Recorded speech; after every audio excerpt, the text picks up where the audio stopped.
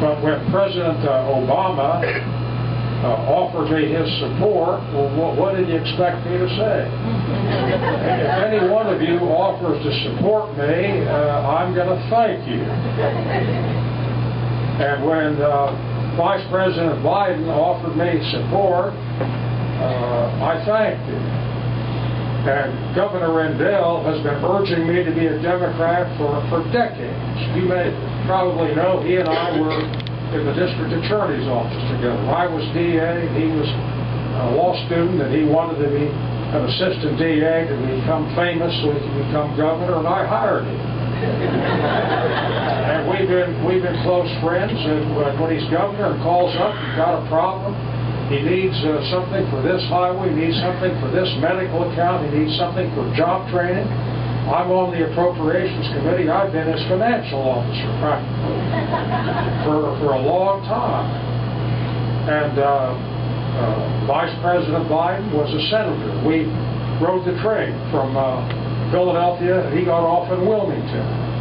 And decades, really decades of conversations. Arlen, why don't you become a Democrat? Well, you know how repetitious Joe can be. And President Obama used to be Senator Obama. And I got to know him pretty well. He had his office on the 7th floor of the Senate office building right down the way. And he approached me one day right before the Pennsylvania primary. He was Senator Obama at the time, so I could call him Barack. And he approached me and he said, Arlen, I'd like some political advice. And I said, well, Barack, what do you have in mind? And you probably know that I have Kansas roots. I was born in Wichita and raised in a little town, Russell, Kansas. And Barack Obama also has Kansas roots. His mother lived in El Dorado, a little town 40 miles east of Wichita.